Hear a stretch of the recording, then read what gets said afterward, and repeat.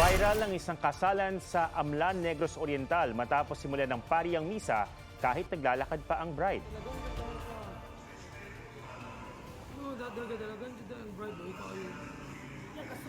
Kwento ng bride na si Janine Suelto Sagario, inumpisahan ng pari ang seremonya dahil late na raw itong nagsimula.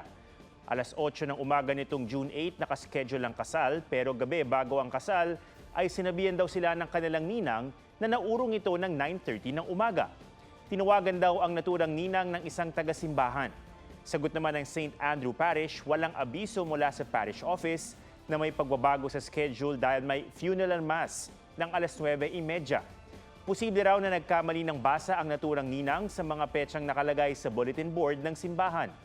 Ginawa na lang daw ng paraan ng pari na matuloy ang kasal kahit atrasado na ito ng isang oras. Nakiusap rin daw ang pari sa pamilya ng namatayan na ma-delay ang funeral mass at maghintay hanggang matapos ang kasal. Humingi rin ng paumanhin ng simbahan sa bride at sa groom at sa kanilang pamilya na na-offend sa nangyari. Gayon din sa kaanak ng namatayan na naapektuhan ng pagbabago ng schedule. Nakatakdang ikasal ulit ang bride at groom sa June 17. Nagsalita na ang ninang sa nag-viral na kasal sa Amlan, Negros Oriental kung saan sinimulan na ang pari ang misa kahit wala pa sa altar ang bride.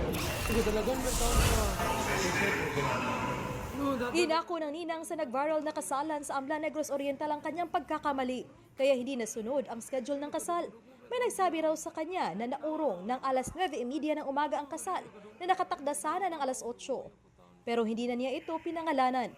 Akong giinan ang mga tao dito nga bisita kay mo giingon ako mga og pasaylon yung tanan ining buntaga kay mo giingong nakasala ko kay ako ning nabuhat nga ingon ani kay tungod po sa akong kauban. Nauna nang sinabi ng St. Andrew Parish Amlan na walang abiso mula sa parish office na may pagbabago sa schedule ng kasal. Bukod sa pagsisimula ng misa kahit naglalakad pa papuntang altar ang bride. Literal din umanong sinermonan ang mag-asawa dahil sa pagiging late umano. Bago nito, pinagalitan din sila ng staff ng simbahan. Humingi ng paumanhin ng parokya, nadala lang nila ang pari ng emosyon. Naging bangungot man ang dream wedding. Bumuhos naman ang tulong sa mag-asawa mula sa ilang wedding supplier at organizer sa probinsya. Sinagot na raw nila ang take-two kasalan sa June 17. Nagkastorya nga itong first meeting na mo, actually nag-uoljit sila, kabay na ito, nga, pero gamay ra kay ilang nastorya, kabay na ito kay mostly dili kay sila mo storya mang good kabayan sa naitabo. Actually, masing na trauma siguro ba.